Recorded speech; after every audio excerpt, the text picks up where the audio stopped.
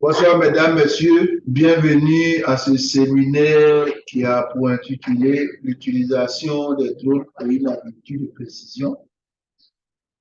Ce cours va se faire en deux séances. On aura la séance de cet après-midi et puis la séance de demain matin. Qu'est-ce qu'il faut savoir sur l'utilisation des drones pour l'agriculture de précision?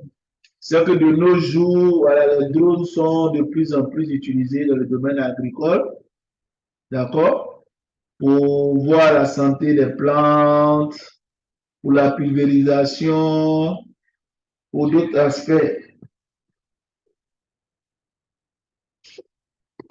d'accord. Donc, quels sont les différents types de drones qui sont utilisés dans le domaine de l'agriculture? Quelles institutions ou quelles données ou bien quelles informations on peut avoir de ces drones-là? Cela va nous être communiqué au travers de cette formation. D'entrée de jeu, vous avez déjà des drones sur la première page. On a des multispectrales, on a des drones pulvérisateurs, et puis on a des drones à voilure fixe pour une prise de données sur longue période. D'accord? Par moment, on fait le choix entre ces données. Excusez-moi. Allô? Oui. Donc, voilà, on a les drones pulvérisateurs, comme je le disais.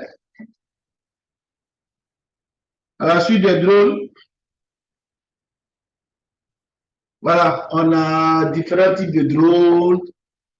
On a des drones thermiques, on a des drones multispectrales,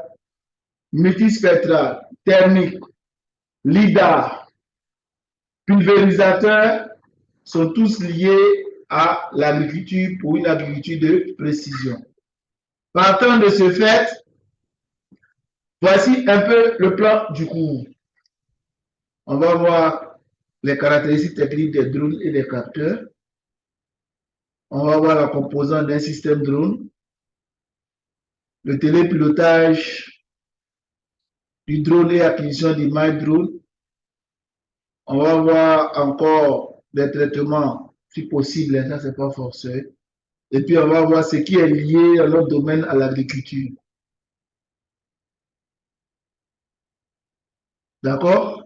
L'objectif de ce cours, c'est de connaître les principales caractéristiques techniques des drones et des capteurs, parce que c'est en fonction du capteur que vous pourrez être en même de savoir si ce drone-là peut être utile dans votre domaine qui est le domaine de l'agriculture. Parce que quand on parle de domaine d'agriculture, on a le multispectral, un capteur multispectral qui peut nous donner les NDVI, d'accord, indice de végétation, tout et tout. Mais on a aussi des capteurs, quoi, le capteur LIDAR, qui peut nous donner des données sur la santé des plantes, d'accord? Parce que le LIDAR, lui, traverse les feuilles pour aller chercher l'information là où elle se trouve. Mais sachez que le capteur LIDAR coûte très très cher, et qui fait que, voilà, c'est pas donné à tout le monde de l'avoir. C'est récemment que certaines structures au niveau de la Côte d'Ivoire ont commencé à se doter de ce capteur-là. Je prends pour exemple, on a la SCB actuellement, qui a des drones pulvérisateurs, qui ont un drone 310, mais 300 si ma bombe est bonne, avec un capteur LIDAR. J'étais récemment, pas plus tard que lundi, au niveau de la SAPH, au niveau d'ALP, ils ont en perspective aussi de pouvoir avoir ces différents drones-là. Donc, qu'est-ce qu'un drone? C'est un véhicule télécommandé, d'accord? C'est un petit avion sans pilote qui peut être programmé ou télécommandé, mais équipé de capteurs en milieu terrestre, aérien et marin. Donc,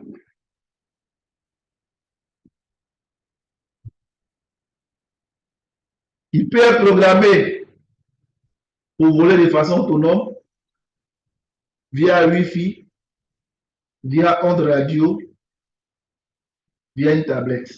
D'accord? Donc, soit en mode automatique, soit en mode manuel. Mais lorsqu'on parle de vol programmé, c'est un vol qui est planifié. Vous faites la planification de vol ici, dans votre labo, arrivez, vous exécutez la mission. Cela veut dire déjà que vous avez déjà les limites de la zone à couvrir tout et tout.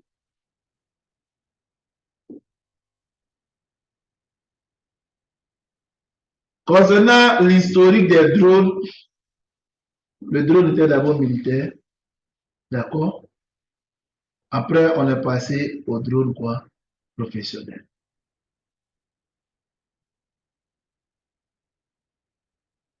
C'est la catégorie où évoluent les télépilotes qui répondent, eux et leur matériel, aux réglementations imposées pour l'utilisation des drones dans le cadre professionnel. On peut y interagir. Donc, les aéronautes peuvent être équipés de différentes caméras, appareils photogrammétriques, capteurs, sons, tout et tout. Mais ça, il faut que je précise, ça dépend du type de drone. Tous les drones quadricoptères de Phantom, lorsque vous l'achetez, vous ne pouvez plus installer un autre type de capteur ni un équipement en surplus, comme le multispectral qu'on a ici. D'accord?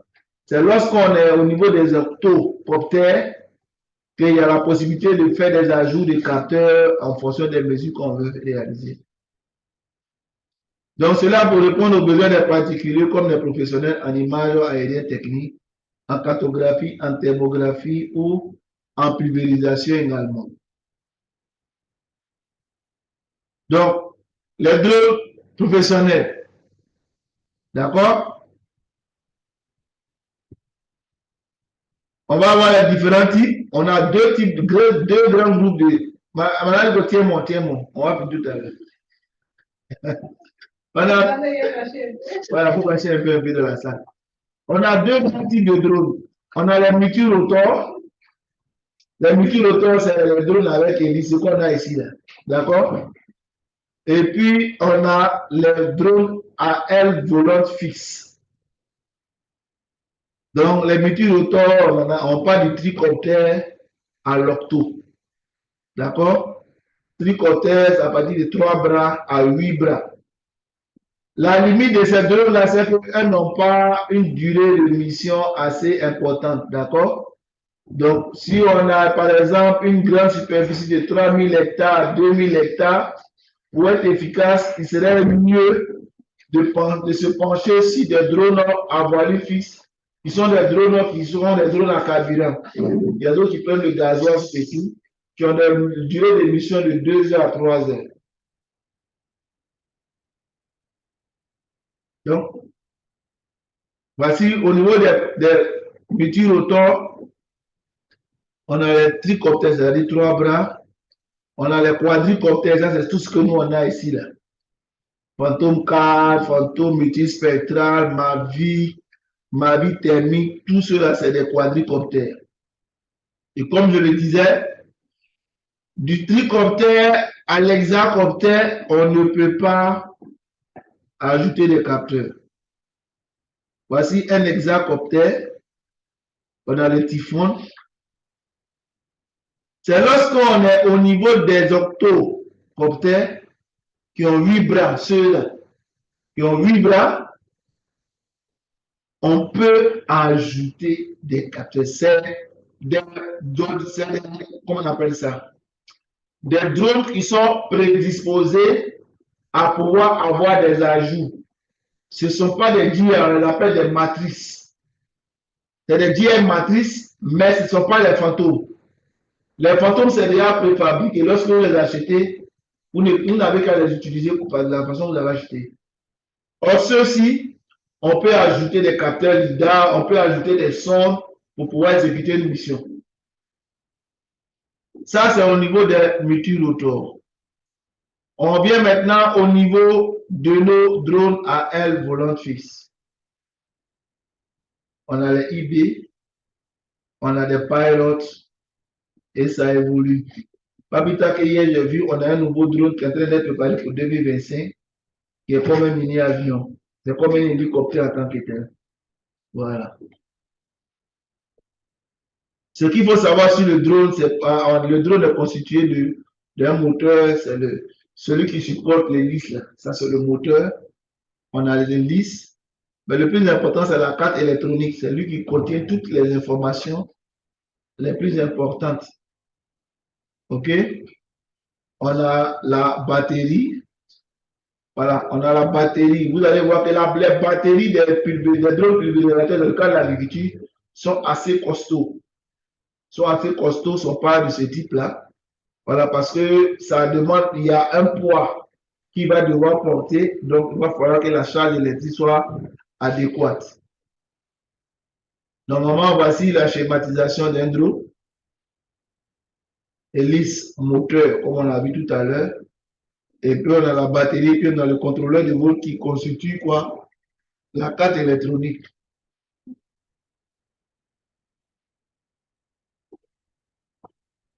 Sur le drone, on a l'accéléromètre. C'est lui qui nous permet de mesurer la vitesse. On voit la vitesse du drone sur l'écran. Il nous donne des informations également sur l'accélération. OK? Après l'accéléromètre, on a le baromètre. Donc, on est parti du moteur, de l'hélice, de la carte électronique, de la batterie. On arrive maintenant on quitte du macro au micro. Donc, on a l'accéléromètre qui gère la vitesse. On a le baromètre qui permet de connaître l'altitude, d'estimer l'altitude du drone. Lorsqu'on planifie, on dit on vole à 70. C'est le baromètre qui nous permet de pouvoir gérer ça. C'est bon? Accéléromètre pour gérer, fournir des informations sur la vitesse et la direction du drone. Le baromètre nous permet de déterminer l'altitude parce qu'il mesure la pression atmosphérique. OK?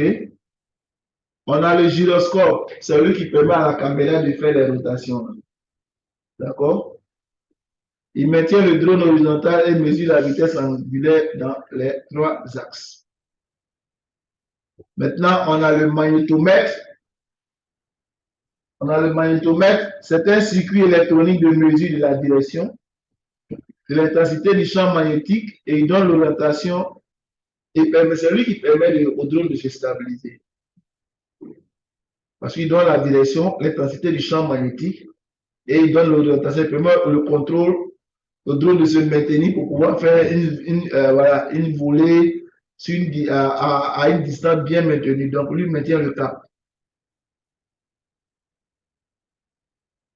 On a les capteurs à ultrasons. Donc, il s'agit d'un circuit électronique équipé d'un émetteur et d'un récepteur. Donc, quand on parle d'émetteur et récepteur, on a un senseur quoi? On appelle la télédétection. En matière de télédétection, on a dit on a des quoi? On a des capteurs quoi? Actifs et passifs. Quand il est actif, c'est-à-dire il est en même temps quoi? Émetteur et récepteur. Donc, c'est le cas du drone. Il émet l'information, il capte l'information en même temps. Donc, ceux-là, on a en dessous du drone. Et puis, on a celui-là. OK. On a le système GPS qui permet de pouvoir avoir les informations, tout et tout. Le GPS n'est plus à présenter. Quels sont les types de capteurs utilisés? On a les capteurs optiques passifs, ultraviolet, infrarouge, proche infrarouge, hyperspectral. Et puis, on a les électromagnétiques actifs, le LIDAR. Le LIDAR est beaucoup plus utile pour l'agriculture. Mais un capteur LIDAR te fait le plus moins, c'est fait 25 000 €. Or, 25 000 €, ça achète 4 drones multispectrales. Vous qui êtes dans l'agriculture, vous devez pouvoir conseiller toutes les structures. Donc, on a les caméras, les appareils photo. Voilà, ça ne vous intéresse pas. Les deux là ne vous intéressent pas parce que ça ne va rien vous apporter. Donc, au minimum, à défaut de ne rien avoir, au niveau de l'agriculture, le multispectral serait plus intéressant. Avec le NDVI Et puis, on peut calculer d'autres indices en fonction, parce que lui nous donne quoi? Il nous donne le visible, il nous donne le proche infrarouge, il nous donne l'infrarouge, et puis il nous donne ce qu'il appelle le red edge. Lui donne le red edge. Donc, ce que vous pouvez faire dans le domaine de l'agriculture, avec les différents indices de végétation, tout et tout, vous pouvez aller dans la littérature, si vous voulez utiliser les données drone dans votre domaine, regardez les indices qui prennent en compte le red edge. Là, vous pouvez les calculer avec l'image drone. Sinon, ça sera seulement que un DVI que vous pourrez explorer.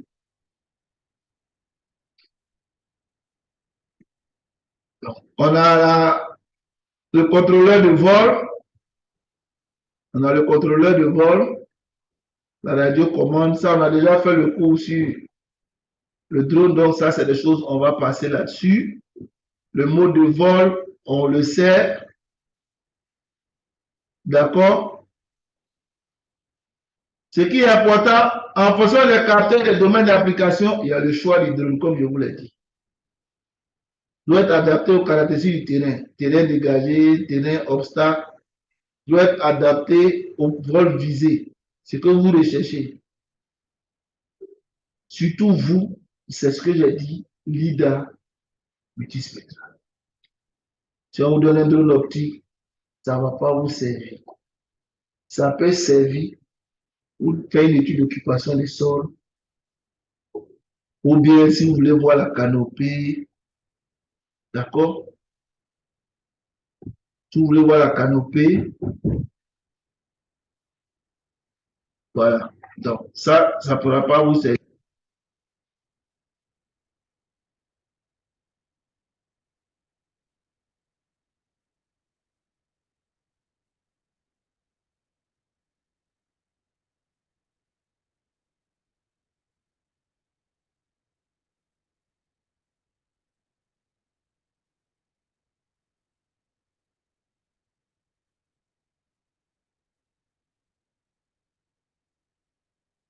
Bon, ça, on a déjà assez parlé de ça.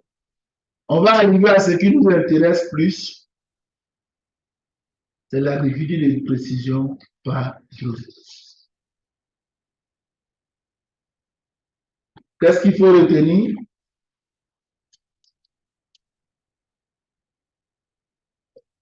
Les drones sont devenus de véritables outils de contrôle qui, avec leurs caméras et les capteurs embarqués, vont permettre à l'agriculteur de surveiller quoi?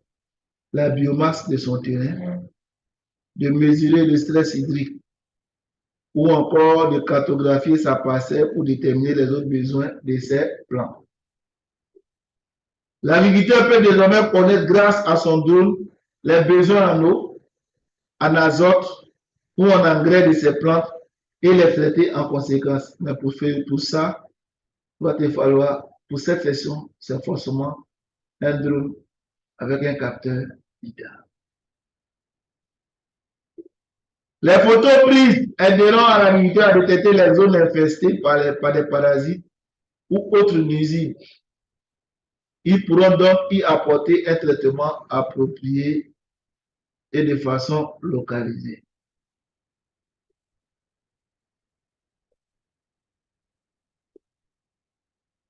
Il existe une très large gamme de drones qui peuvent être utilisés dans l'agriculture.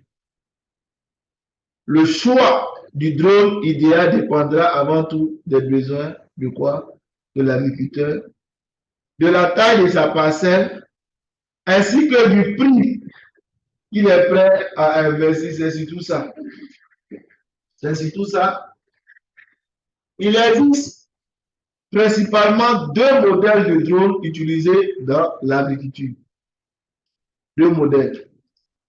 Les quadricoptères et les fils. Chaque modèle présente des avantages et des inconvénients. Voilà. Celui-là, on a déjà donné son avantage. Vol de longue durée. D'accord? Et il couvre une superficie assez importante. Et il coûte un peu cher.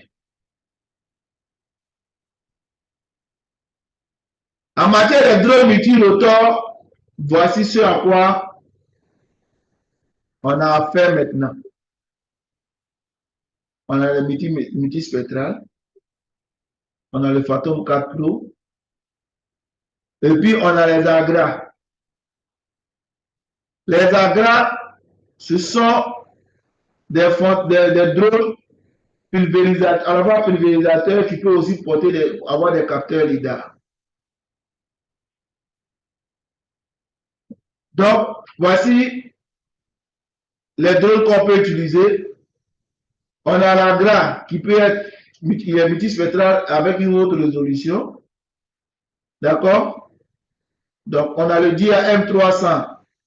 C'est celui-là que la SCB a actuellement avec un capteur LIDAR. D'accord? On a les voiles fixes qui peut nous donner le NDVI. D'accord? Et puis, on a nos drones multispectral 4 Pro, 4 Pro ou bien multispectral. Donc, voici des drones qui sont utilisés dans le domaine agricole, multirotor et voiles fixes. Donc, c'est les deux grandes catégories. D'accord? Au départ, c'était des quadricoptères, maintenant on est monté aux octos. D'accord?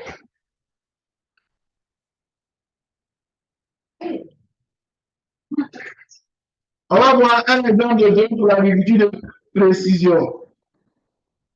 La série Agra de GIA est conçue pour le pendant de précision par drone. Une pratique peu répandue au Québec, étant donné qu'il y a peu de produits homologués là-bas. On a plusieurs types. Il existe les Agra T10, lui, il a les One de 8 litres. On a les T20 avec 20 litres. On a les T30 avec une capacité de 30 litres. Ce qui est bien avec l'Agra T20 et autres, c'est qu'il a une bonne réserve de produits, mais il ne nécessite pas de permis spécial, étant donné que son poids est en dessous des normes de transport.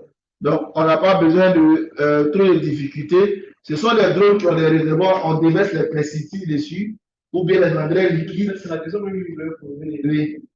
C'est la réponse que la personne me demandait, mais le drone est là, mais où est-ce qu'on installe le drone? On a une vidéo juste en bas. Si j'étais au salon de la géomatique, il y avait une structure à Jolof.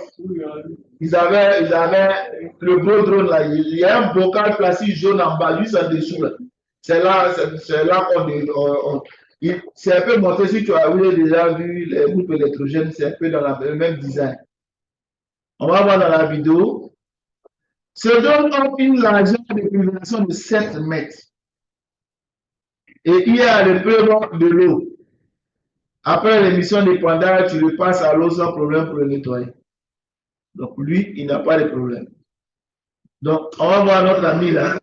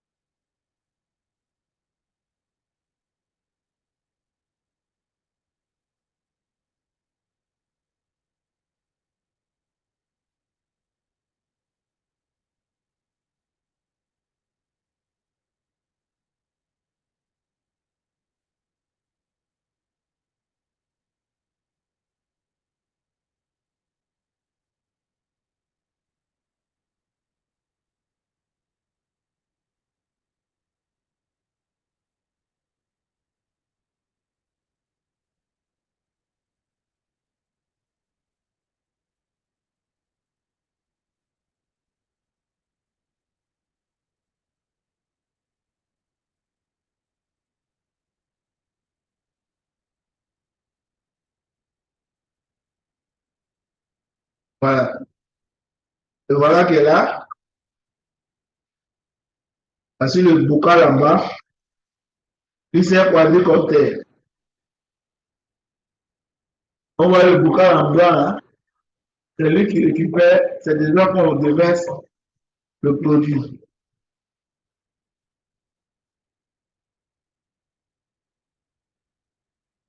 Tout à l'heure, j'ai parlé de baromètre. D'accord? De baromètre. Voici les baromètres pour ce vous voyez les deux blancs, blancs, blancs, blancs. Les GPS en même temps baromètre pour maintenir le cap.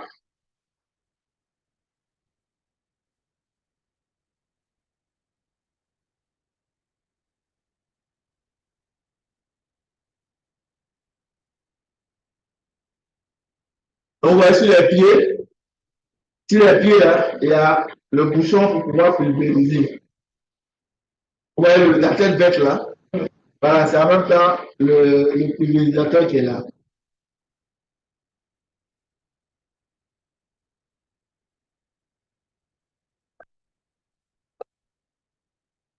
La difficulté, c'est un peu ça aussi, c'est plus l'agriculture industrielle. Sinon, le paysan, il n'en a pas besoin. Les structures qui sont bien organisées, qui ont assez d'argent, voilà, comme ça peut dire, non, SCD, OGB, SAPH, PAMSI, ceux-là, ils ont, voilà.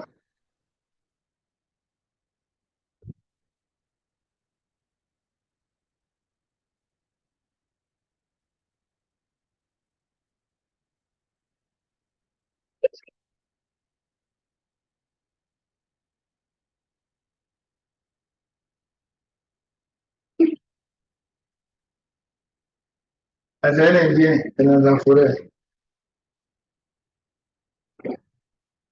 Vous voyez, là, il a été renversé le pesticide maintenant. Ou l'engrais chimique.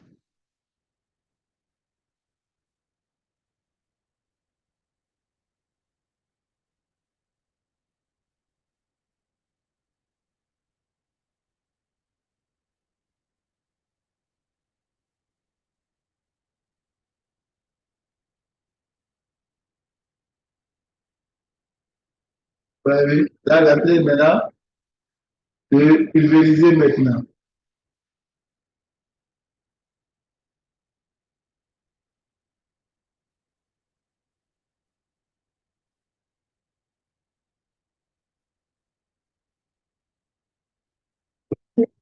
Et, une grande chose, ouais. Parce que le pulvériser pendant combien de jours à la main, là? Voilà, tu le prends. Il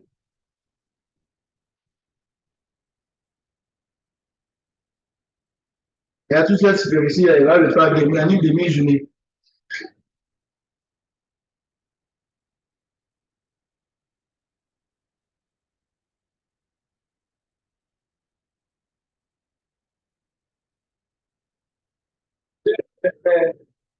Le mouvement, les déplacements qu'on a programmés. Oui, c'est vrai, on a le plan de vol. Mais même de toute façon, on a fait la programmation, la planification. Là. On a le plan, qui planifie, fait un plan de vol rapide, puisque tu as la superficie, tu as la zone. Donc, tu lui dis un plan de vol, tu peux le faire serrer, plus c'est la pulvérisation, que ça soit plus efficace.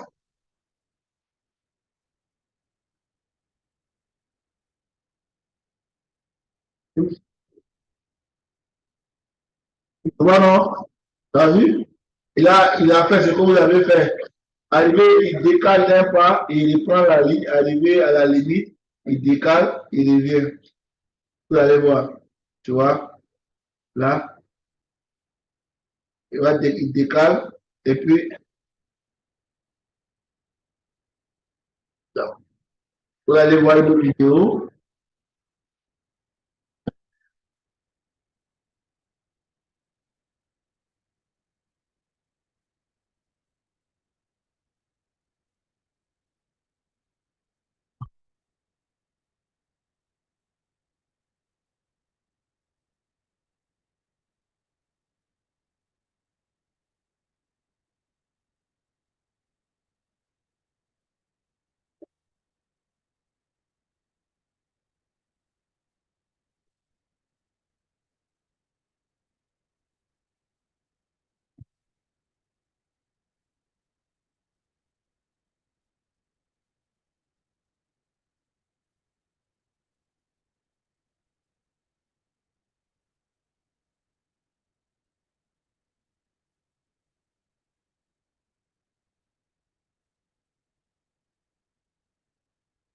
Parce qu'elle avoir le fils.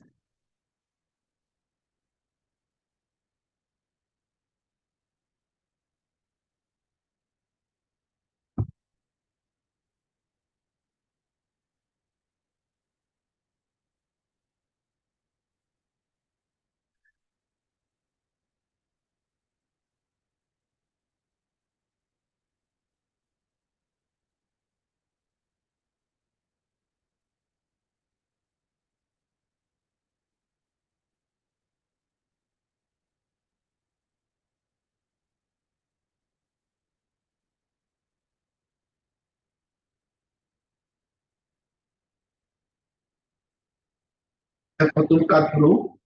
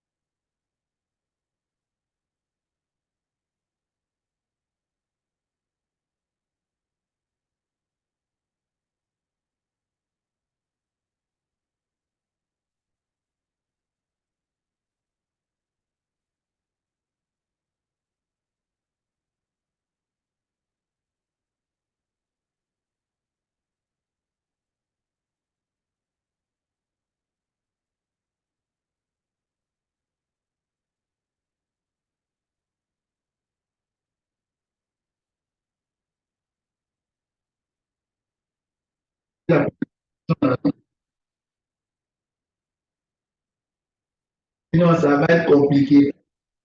À quel moment tu sais que tu es arrivé à la limite, tu dois revenir. Donc, c'est le même principe de planification de programme.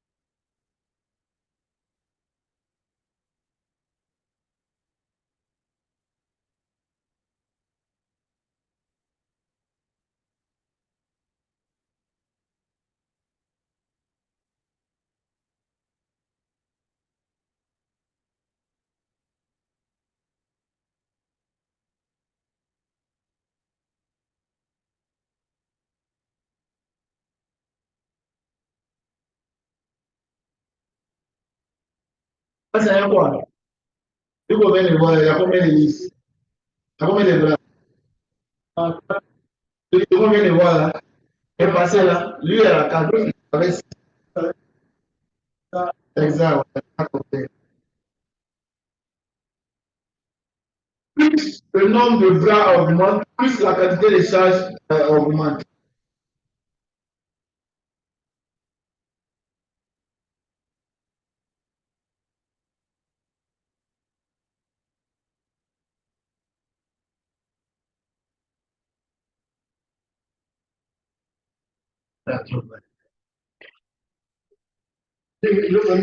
Oui, euh, on va regarder ça et puis je vais ta question.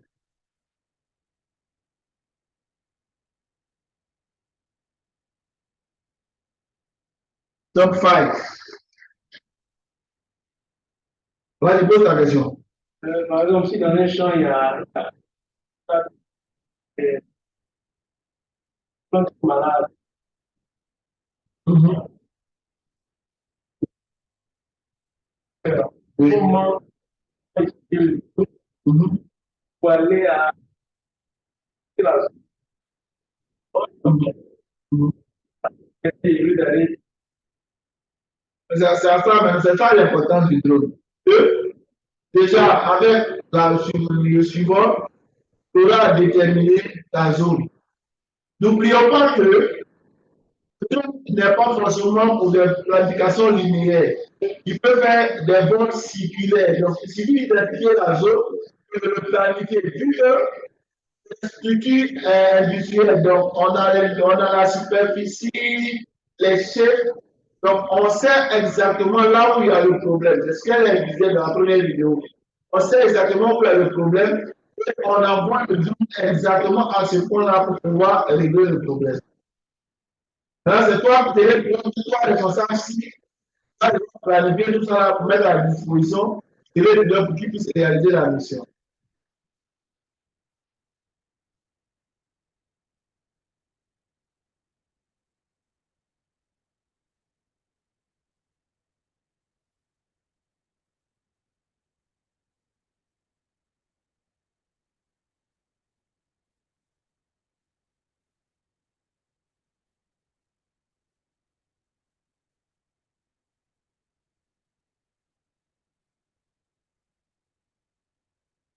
Donc, par exemple, il faut 12 hectares par par heure. En une heure, il coupe 12 hectares.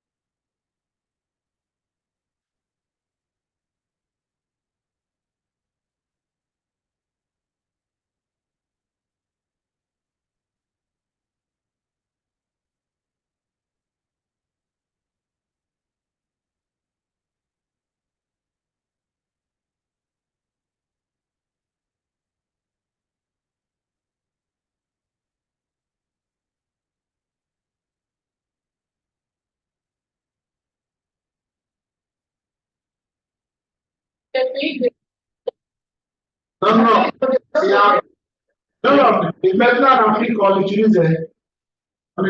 Tous les pays anglophones, ils sont déjà au grand ils sont à un niveau pas possible. Ici, il y en a plein. Il y a plein de suffix comme ça. Donc, c'est pas pour le paysan, là, qui a un petit parcelle. Voilà.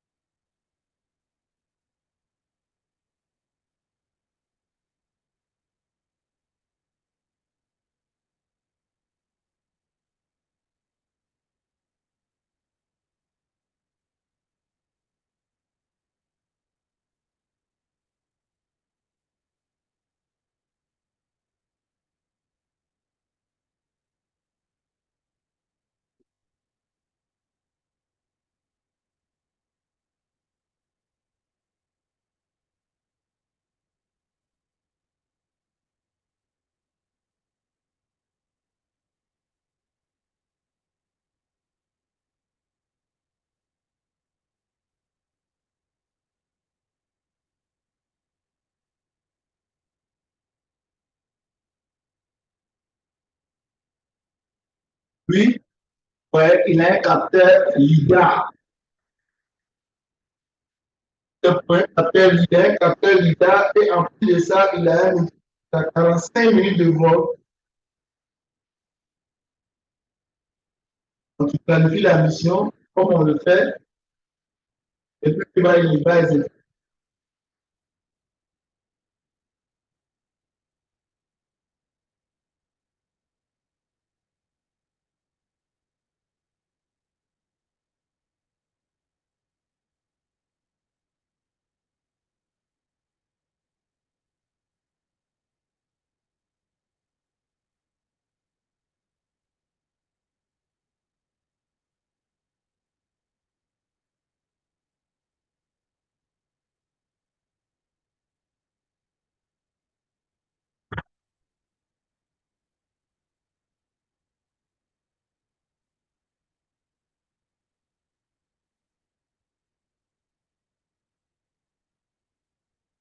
Lui, il a deux bras.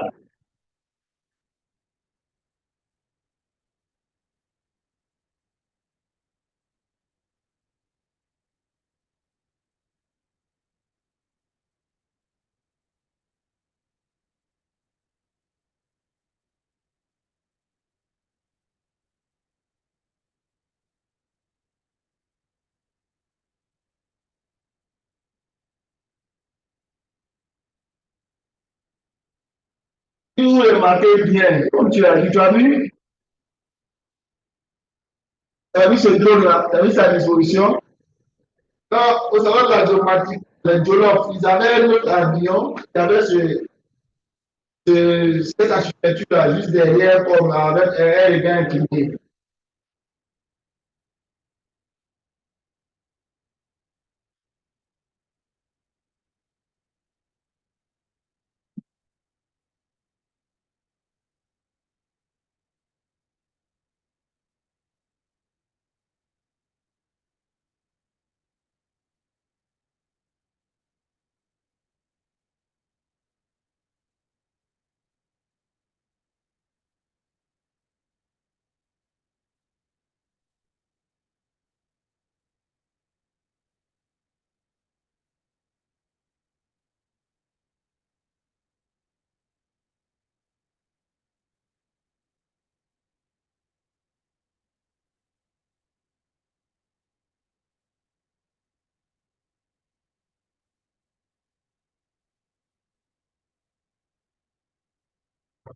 lui, il est LIDAR.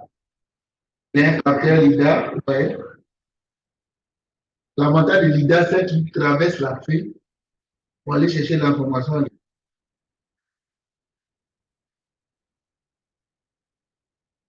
Donc, il permet de voir le besoin en azote. Toutes ces informations peuvent être sont données seulement par le capteur LIDAR.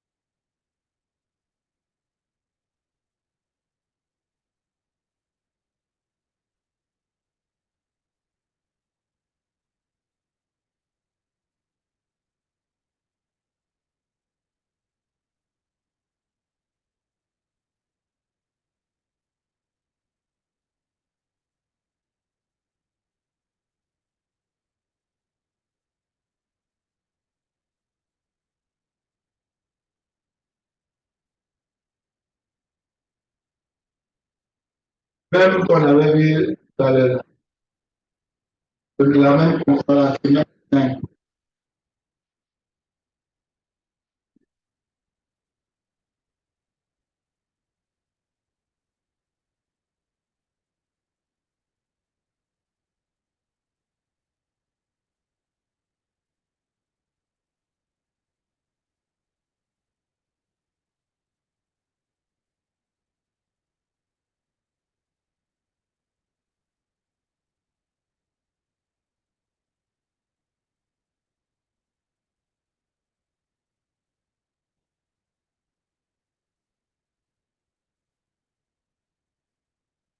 Plus son avantage, même la nuit, là, il a les éclairages des torches, des lampadaires pour exécuter sa mission.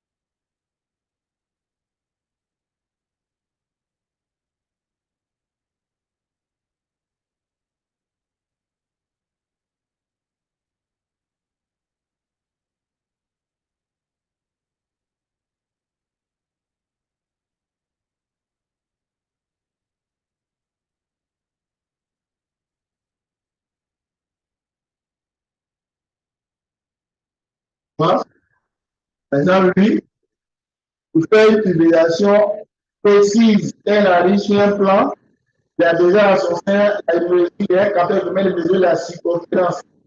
Donc, il donne, il vérifie seulement la nécessité de la plante.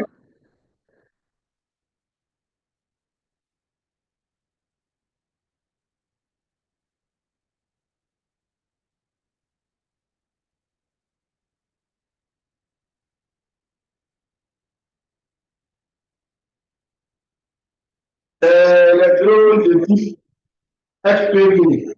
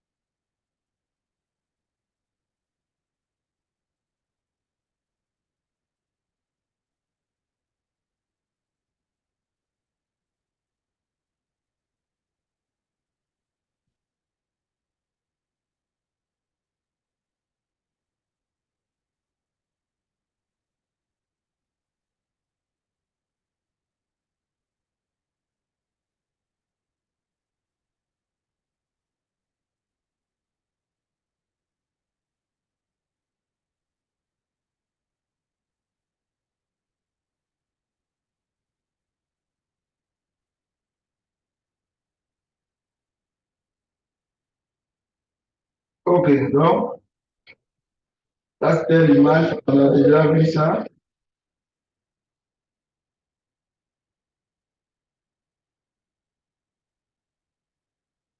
Donc, on voit que les choses évoluent.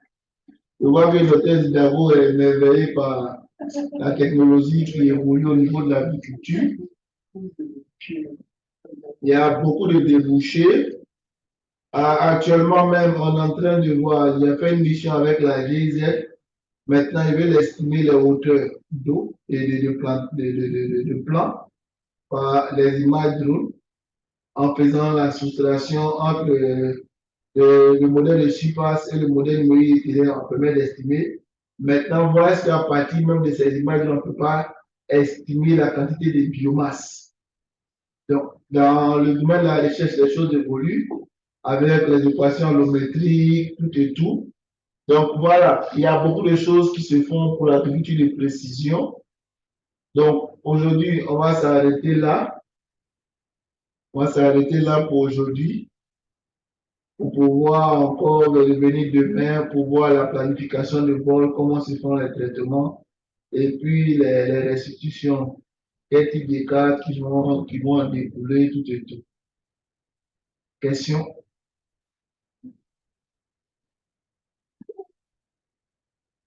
Il y a beaucoup de choses. Comme on le disait, elle le disait, au niveau de l'Afrique, on est en train d'emboîter le pas. On est en train d'emboîter le pas, mais en fait, comme on le dit, ça a un coût. Ça a un coût. Donc, est-ce qu'au regard de ta superficie, au niveau du rendement, est-ce que cela nécessite que tu procèdes de cette manière? C'est seulement ceux qui sont dans l'agriculture extensive qui peuvent juger bon de pouvoir aller sur cet aspect-là.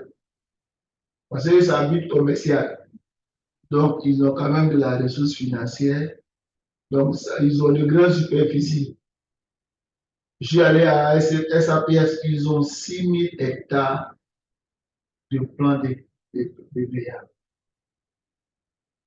Quel que soit le personnel qui est là, est-ce que ce personnel peut faire un suivi tous les jours sur les 6000 hectares? Pour penser autrement, on a vu qu'ils avaient un responsable si, alors, avec échange, il est en train de nous dire qu'il a des pistes pour pouvoir, pour des drones, LIDAR, des drones pulvérisateurs, pour pouvoir les aider dans leurs tâches. Parce que c'est vraiment pas facile. Parce que vu que c'est plantation en cours de large superficie, voilà, même aller à pied, on a vu tout à l'heure, on a un drone en une heure qui couvre 12 hectares. En une heure. Or, si on demande aux ouvriers de pulvériser, ils ne pourront pas faire 5 hectares pour une journée. Donc, ça demande. Donc, par moment, la technologie a c'est bien fait. Donc, on va s'arrêter là pour aujourd'hui. Et puis, voilà, demain, on va voir la planification des missions de vol et puis les restitutions. Ouais, d'accord. Comme vous êtes deux, et puis bon, voilà, on pourra, j'ai fait l'effort. Sinon, moi, je ne donne pas. Mais je vais vous donner ça, il n'y a pas de souci. Voici, vous savez, hein, une information que je veux partager à l'école d'agriculture de précision qui sera bientôt ouverte à l'INPHP. Oui, Vous savez, oui, on a l'information. quand j'ai vu, j'ai trouvé un peu. On a l'information.